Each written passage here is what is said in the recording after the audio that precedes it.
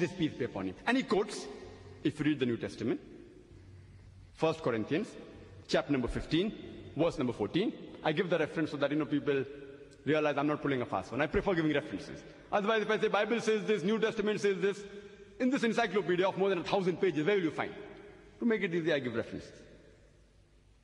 According to St. Paul, 1 Corinthians, chapter number 15, verse number 14. And if Christ has not risen from the dead, our preaching is in vain and your faith is in vain.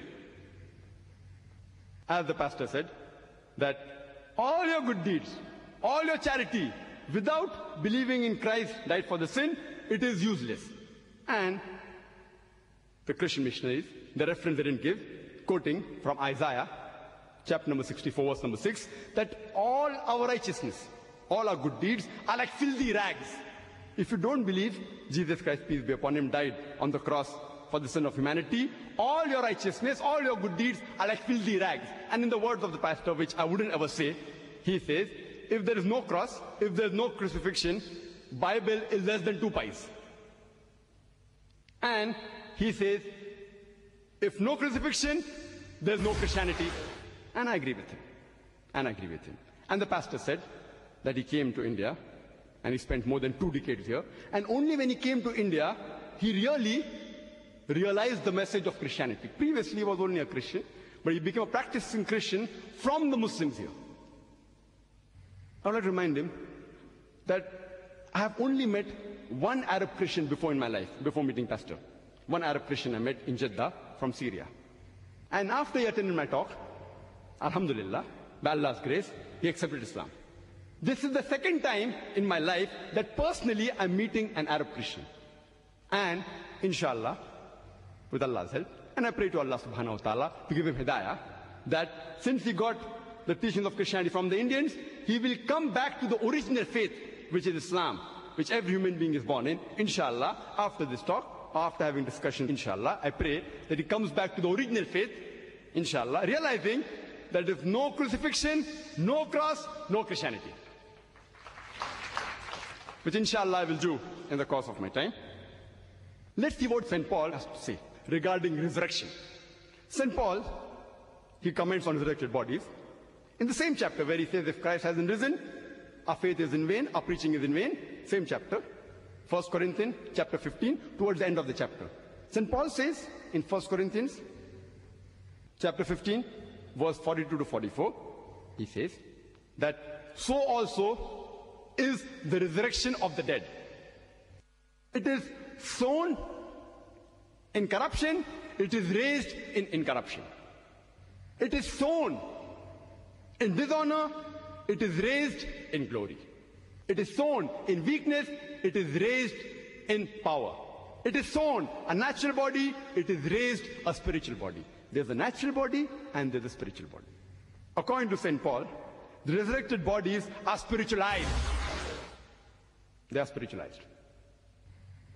Same is said by his Lord and Master, Jesus peace be upon him, in the Gospel of Luke, chapter number 20, verse number 27 to 36. If you remember the story of a woman who had 7 husbands, and the Jews come with a poser to Jesus peace be upon him. And it's a Jewish practice that if a man marries a woman, and if he dies without leaving any children, the second brother marries the wife of the deceased brother, so that he can give her his seed. If the second brother dies without leaving any children, the third brother marries, so on and so forth. So here they come with a poser that this woman married 7 brothers, one after the other. And all of them had her here. Means they had her as a wife here, one after the other. But there was no problem. Why? Since each one of them had turn by turn, so there was no problem. And later on, even she dies. But they pose the question to Jesus, peace be upon him, that in resurrection, who will have her there? Indicating, during resurrection, all the 7 brothers will be raised simultaneously, along with the woman who will have her there. So Jesus, peace be upon him, says in the Gospel of Luke, chapter number 20, verse 35 and 36, that resurrected bodies, they do not marry. Neither do they give in marriage. Verse 36 says that neither shall they die anymore. They are equal unto the angels. That means they shall be angelized. The resurrected body will be spiritualized. Who says that? Jesus says that. Gospel of Luke, chapter number 20, verse 36. Paul says that. 1 Corinthians, chapter 15, verse number 42 to 44. It's very clear cut. And there's not a single verse anywhere in the gospel which says that Jesus, peace be upon him, was resurrected. In fact, if you read, it's mentioned, if you remember the story, that after the alleged crucifixion, when the disciples, they met in the upper room, Jesus, peace be upon him, he comes. It's mentioned in the Gospel of Luke, chapter number 24, verse number 36. He comes and he says to the disciple, Shalom, in Hebrew, which means peace unto you. Next verse, Gospel of Luke, chapter 24, verse 37, says, but they were terrified and affrighted and supposed him to be a spirit. I am asking a question. Why did the disciples think Jesus, peace be upon him, to be a spirit? Did Jesus look like a spirit? And when I asked this question to the Christians, all of them said no. And they are right. Jesus Christ, peace be upon him, did not look like a spirit when he comes to the upper room after the alleged crucifixion. So why did they think that he was a spirit? The reason is because they had heard from hearsay that the Master Jesus, peace be upon him, was put on the cross. They had learned from hearsay that he had given up the ghost, that he had died. They had learned from hearsay that he was dead and buried in the grave for 3 days. Hearsay, hearsay. You know why? Because they were not eyewitnesses. According to Mark, Gospel of Mark, chapter number 14, verse number 50, it says that all of them forsook him and fled. In the most crucial juncture in the life of Jesus, peace be upon him, when he required them the most, all the disciples, 100%, all of them, according to Mark, chapter 14, verse 50, they forsook him and fled. Who says that? Not Dr. Zakir Naik, Gospel of Mark, chapter 14, verse number 50. All of them forsook him. So it was from hearsay. Therefore they think and they thought that he was a spirit. But Jesus, peace be upon him, to clarify that out, it's mentioned in the next two verses. In the Gospel of Luke, chapter number 24, verse number 39 and 40, Jesus, peace be upon him, says that, behold my hands and feet. It is I myself. Handle me and see, for a spirit has no flesh and bone, as you see me have. And saying so, he shows them his hands and feet. He tells them, behold my hands and feet.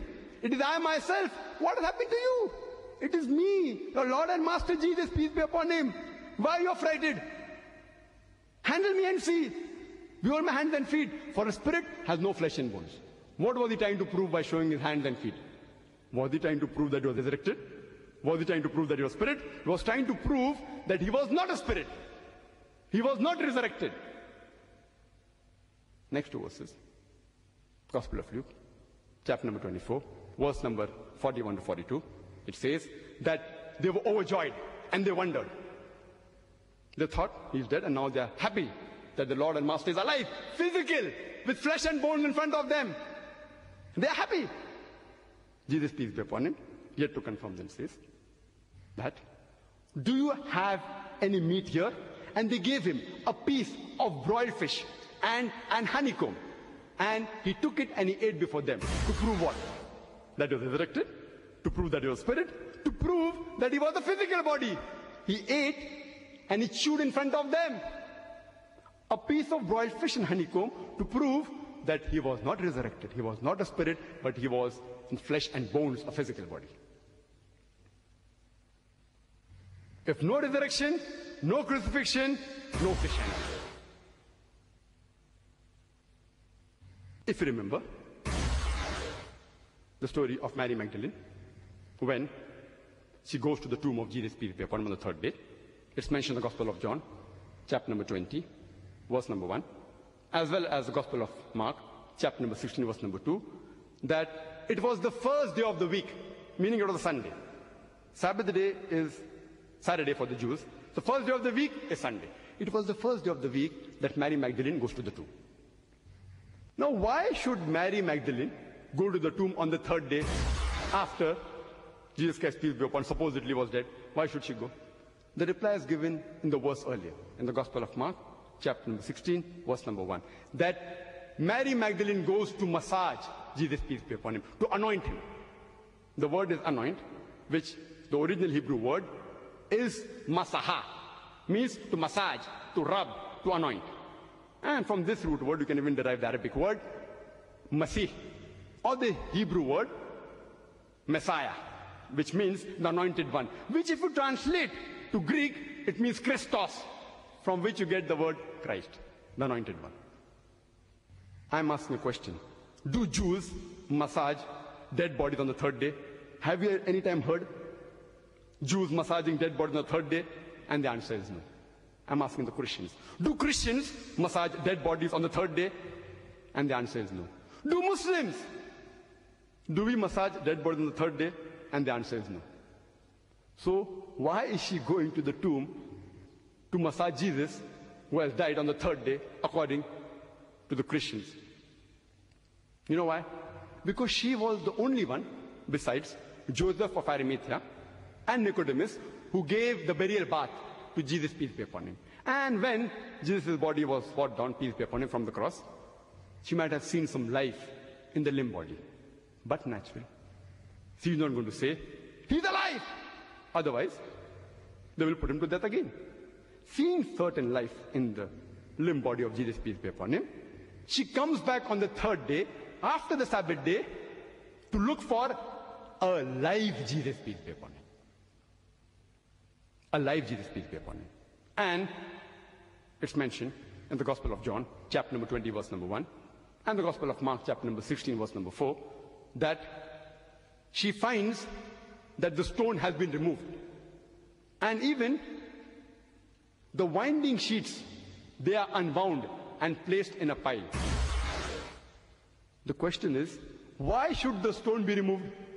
And why should the winding sheets be unwound and placed at the side, piled up at the side? If Jesus, peace be upon him, was resurrected as a spiritual body, does a spirit require the stone of the entry of the tomb to be removed? If it's a spirit, doors cannot stop a spirit from entering. The stone need not be removed. Why was the stone removed? And if a spirit has to move, does it have to unwound the winding sheets? It's not required. But if it's a physical body, the stone blocking the entry of the tomb has to be removed. The winding sheets have to be unwound, proving that Jesus, peace be upon him, the person who came out of the tomb, was a physical body. And the tomb was a private property of the secret disciple of Joseph of Arimathea, who was a rich and influential Jew. And he had carved a big roomy tomb, maybe for himself, for future, in which Jesus, peace be upon him, was kept. The tomb or the sepulchre. And according to Jim Bishop, he says, Jim Bishop, not Bible, Jim Bishop, says, it was very roomy, very big. 5 feet wide, 7 feet in height, and 15 feet in depth. Why do you require a roomy tomb? So that if anyone wants to help a person, it can be done easily. These are small rooms in Bombay. It is approximately 75 square feet. 75 square feet flat is big in Bombay. We find 5-6 people living in that room. In Bombay, one of the most expensive places in the world. 75 square feet, you find 4-5 people living in it. So roomy enough if they want to help the person. Why would they want to help a spiritual body? A spiritual body is only going to help. But naturally, they want to help a physical body. Further, if you read in the Gospel of John, chapter number 20, verse number 15, Jesus, he sees that Mary Magdalene, from the earth, from terra firma, not from the heaven, he sees her and she's weeping. And he comes to her and asks, "Woman, why weepest thou? Whom seekest thou?" Knowing very well what is the reason, but yet asking. She says, and supposed him to be a gardener, she asks him, "Where have you taken him and laid him, so that I may take him away?" I'm asking a question. Why did Mary Magdalene suppose Jesus to be, peace be upon him, a gardener? I'm asking a question. Do resurrected bodies look like gardeners? Do they? Yes or no? No. So why should she suppose that Jesus, peace be upon him, was a gardener? And the answer is, because he was disguised as a gardener. Now, why should a spiritual body be disguised as a gardener? Jesus Christ was disguised as a gardener, peace be upon him, because he's afraid of the Jews. A spiritual body need not be afraid of the Jews. Why? Because according to Hebrew, chapter number 9, verse 27, a man dies only once. And after that is the day of judgment. Jesus, peace be upon him, said in the Gospel of Luke, chapter number 20, verse number 36, neither shall you die anymore. Because if you're spiritualized, you don't have to be afraid of anyone. No one can harm you. You cannot die a second time. If he's spiritualized, why should he be disguised? Why should he be afraid? Why should he be in hiding? Why should he run away from the Jews? Proving that he was not a spiritual body, but he was alive. And he says to Mary, Mary, the one word is sufficient for Mary to recognize her Lord and Master. You know, because everyone has a particular style of calling the beloved one. And the tone, in the style which you call the beloved one, is sufficient to recognize who is the person. She immediately recognizes that it is Jesus, peace be upon him. And she rushes forward toward him. Gospel of John, chapter number 20, verse 15, 16, 17. Jesus, peace be upon him, says, touch me not. Why? Why touch me not? Is he a bundle of electricity that if someone touches him, the person will be electrocuted? Is he a bundle of dynamite that if someone touches, they will blow up? Why does he say, touch me not? Because he was a physical body. Imagine the ordeal, the pain, the physical pain, the emotional pressure that he had going through all that so-called, supposedly put on the cross, all that pain and torture. It will hurt a physical body. He says, touch me not. And then continues and says, in Gospel of John, chapter 20, verse number 17, I have not yet ascended unto my Father. Meaning what? That he has not yet been dead. Jesus Christ, peace be upon him, unequivocally says that he has not yet been resurrected, proving that he was alive. Later on it's mentioned in the Gospel of Mark, chapter number 16, verse number 11, that the disciples, they had heard that Jesus, peace be upon him, was alive. From her, Mary Magdalene, but they believed not. You know, the Jews, they had a habit of posing questions, troubling the messengers.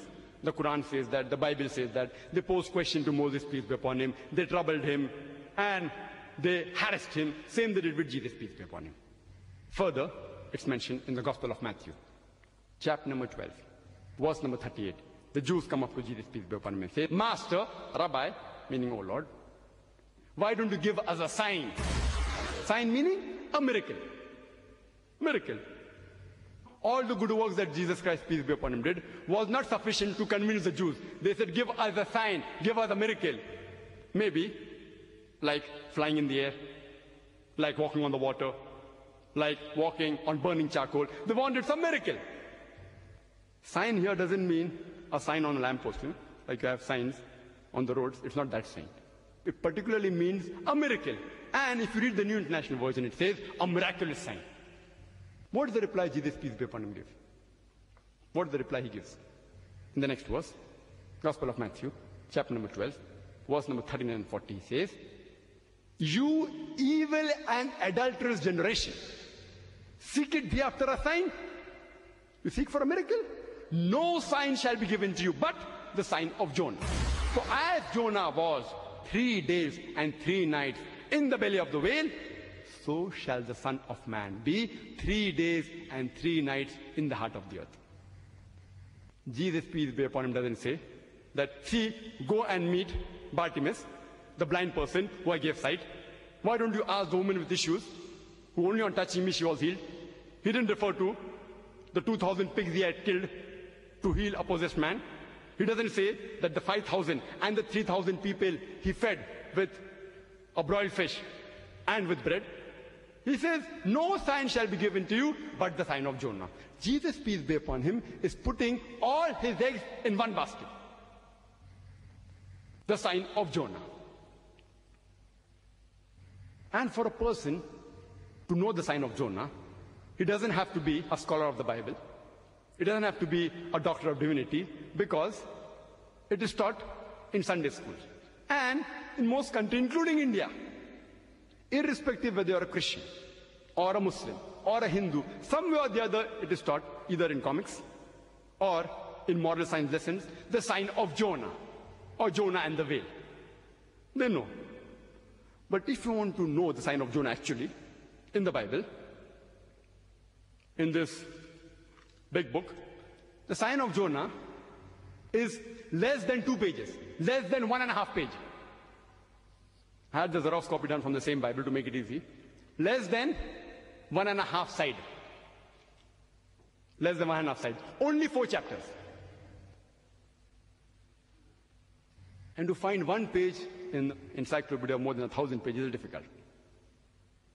But everyone knows the outline of the story. That Almighty God, He asks His messenger, Jonah, peace be upon him, to go and deliver the message to the Ninevites, to go to Nineveh. But he says, these Ninevites, they are so sinful, what will they listen to the message? He thinks that they will make fun of me. It will be a waste of time. So he goes to Joppa, and from there he's setting sail to Tarshish. Now while he's at sea, there's a huge storm.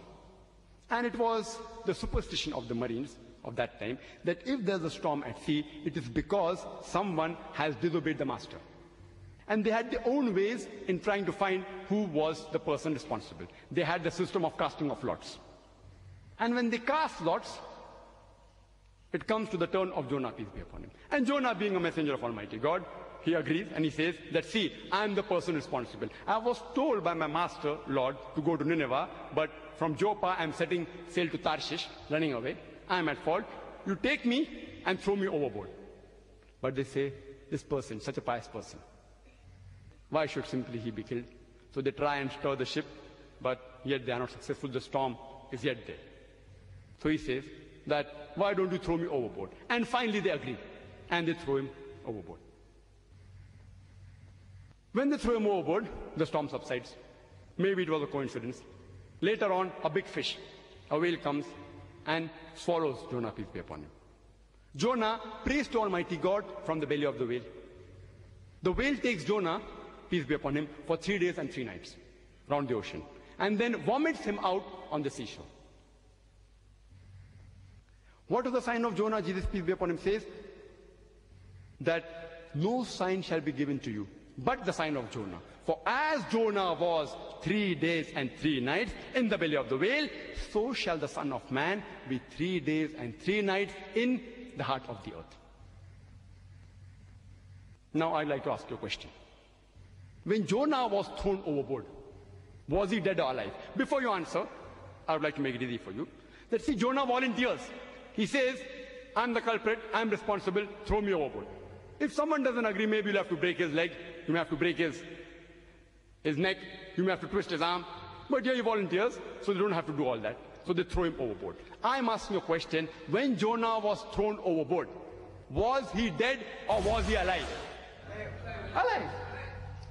The fish comes and swallows him. Was he dead or alive? Alive. He prays to Almighty God from the belly of the whale. Was he dead or alive? Do dead men pray? Was he dead or alive? Alive. The whale takes Jonah 3 days and 3 nights in the ocean. Dead or alive? Alive. Fish vomits him out on the seashore. Was he dead or alive? Alive. Alive, alive, alive, alive. When a person is thrown overboard in a raging sea, he ought to die. If he dies, no miracle. If he's alive, it's a miracle. Fish comes and follows him. He ought to die. He doesn't die. It's a miracle. 3 days and 3 nights, suffocation and heat in the belly of the whale. He ought to die. He doesn't die. It's a miracle. It's a miracle of a miracle of a miracle. Miracle of a miracle of a miracle. Jesus said, peace be upon him, as Jonah was 3 days and 3 nights, so shall the Son of Man be 3 days and 3 nights. As Jonah was 3 days and 3 nights in the belly of the whale, so shall the Son of Man be 3 days and 3 nights in the heart of the earth. Jonah was alive. But when I pose the question to my Christian brothers, and they are our brothers, they are our cousins, what do you call? Yeah, brothers, when I pose the question to the Christians, that how was Jesus, peace be upon him, in the tomb according to you? And all of them say that he was dead. He was dead. I'm asking a question. Jonah was alive. Jesus, peace be upon him, was dead. So was Jesus, peace be upon him, alike or unlike Jonah? Like or unlike? Unlike. So Jesus, peace be upon him, does not fulfill the prophecy. He puts all his egg in one basket and says, no sign shall be given but the sign of Jonah. And here, the prophecy is not fulfilled. For the prophecy to be fulfilled, he should be alive. As I proved in the earlier part of my talk, he was alive. Otherwise, Jesus, peace be upon him, will be a liar. Nauz billah, which we cannot agree. We respect him, we revere him. So for him to fulfill the prophecy, he should be alive. And Jesus, peace be upon him, was alive, as I proved in the earlier part of my talk. As I said, that for a person to be crucified, he should be put to death on the cross. If he does not die on the cross, he is not crucified. There are some people who may say that, see here, the main part of the sign is not dead or alive, it's the time factor, time factor. 3 days and 3 nights, as Jonah was in the belly of the whale, so shall the Son of Man be 3 days and 3 nights. 3 is mentioned 4 times. The main important emphasis is 3, 3, 3. It is not dead or alive. I say, what is so unique about 3? If I say, I took 3 days and 3 nights to reach Delhi, is it a miracle? What is so miracle about 3? 3 days or 3 weeks? It's not a miracle. But they say, no, it is a time factor. Let's analyze whether Jesus Christ, peace be upon him, fulfills the time factor, which some Christians say, is the main theme of the sign. As I said earlier, and we know that when we ask the Christians that when was Jesus Christ, peace be upon him, crucified, and according to the Bible, the Christians will say, on a Good Friday. So we ask him, what is so good about the Friday? They say, Jesus Christ, peace be upon him, died for our sins. Therefore, it's a Good Friday. And if you read that the trial was in a hurry, they were hurried for the trial, they were in a hurry to put him up on the cross, they were hurried to get him down, because as Pastor said, no one can stay overnight hanging on the cross on the Sabbath, according to, he didn't mention the reference, Deuteronomy chapter number 21, verse number 23. The land will get cursed. So they were hurried to get him down. And they give the burial bath, and it is by the time late in the evening. He's put in the sepulchre late in the evening. And according to the Gospel of John chapter 20 verse 1, it was the first day of the week, Sunday morning, that the tomb was found empty by Mary Magdalene. So supposedly, Jesus was in the tomb on Friday night. Why do I say supposedly? Because the Bible does not say, when does Jesus leave the tomb? Maybe he left on Friday late night or Saturday morning. It doesn't say. Agreeing that latest he might have left is in early morning on Sunday. So Jesus was in the tomb Friday night, supposedly. He was there in the tomb Saturday day, supposedly. He was there in the tomb Saturday night, supposedly. Sunday morning, the tomb is empty. So he was there for 2 nights and 1 day. But the sign says 3 days and 3 nights. 3 days and 3 nights. As Jonah was in the belly of the whale, so shall the Son of Man be in the heart of the earth. 3 days and 3 nights. But Jesus, peace be upon him, was actually 1 day and 2 nights. Is 3 days and 3 nights equal to 1 day and 2 nights? Is it equal? 3 days, 3 nights equal? No. So even the time factor which they boast about is not fulfilled. The real thing is, Jesus Christ, peace be upon him, was alive. For a person to be crucified, he should die on the cross. Just to make easy for the pastor in the rebuttal time he has, I'll list the major points proving that he was not crucified, he was not resurrected, because he was alive. If he is alive, no crucifixion, no resurrection. He was put on the cross and brought down very fast in 3 hours. In 3 hours, it's difficult for a person to die. Therefore, Jesus was alive. When he's brought down, even his 2 crossmates, they are alive, proving that even Jesus was alive. Point number 2. Point number 3, his legs were not broken. What use is a broken leg to a dead man? Proving that he was alive. Point number 4, that the stone was removed and the winding sheets were unbound, proving that Jesus, peace be upon him, was alive. Point number 5, that he was disguised as a gardener. Why? Because he was alive, trying to be saved from the Jews. Point number 6, the tomb was roomy. It was spacious. What use is a spacious tomb for a dead person? Proving Jesus was alive. Point number 7, that when Mary Magdalene goes to touch Jesus, peace be upon him, he says, touch me not. Why? He was a physical body. He was alive. It will hurt him. He was in pain, proving that he was alive. Jesus, peace be upon him, says that I have not yet ascended unto my Father. That means he was alive. Point number 9, Mary Magdalene not afraid recognizing Jesus, peace be upon him. Point number 10, that in the upper room, he shows his hands and feet to prove that he was not a spirit, but he was alive. Point number 11, that they were overjoyed to see him. Why? Because they thought he's dead and the spirit form. They were overjoyed to see because he was alive. Point number 12, he ate a piece of broiled fish and honeycomb to prove that he was alive. The disciples had heard from Mary Magdalene that he was alive. Point number 14, the sign of Jonah.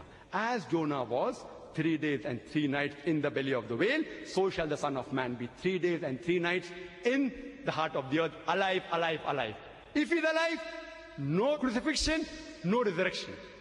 So in short, Jesus Christ, peace be upon him, was put on the cross, according to the Bible, but he did not die. Now, the topic is that was Christ really crucified? If he's put on the cross and if he dies, he is crucified. If he's put on the cross and does not die, what is one word that we'll use? See, English language is deficient. If you look up in the dictionary for a word for a person who's put on the cross but does not die, you will not find any word. So we have to coin new word. The best word that we can coin is that Jesus Christ, peace be upon him, was not crucified, but he was crucifixion. It is not crucifixion, C-R-U-C-I-F-I-X-I-O-N, but it is crucifixion, C-R-U-C-I-F-I-C-T-I-O-N. It's a fiction. We have to coin a new word. So Jesus Christ, peace be upon him, was not crucifixed, he was crucifixed. So I hope this ends the friction, and the pastor will agree, and the confusion will be removed from his mind, that Jesus Christ, peace be upon him, was not crucified. There is no crucifixion, F-I-X-7, but crucifixion, F-I-C-T-I-O-N. I'd like to end my talk by giving the quotation of the glorious Quran from Surah Al-Imran, chapter number 3, verse number 54, which says, وَمَكَرُوا مَكَرَ اللَّهُ وَاللَّهُ خَيْرُ الْمَاكِرِينَ. They planned and plotted. Allah too planned. Allah is the best of planners. وَآخِرُ دَعْوَانَا الْحَمْدُ لِلَّهِ رَبِّ الْعَالَمِينَ.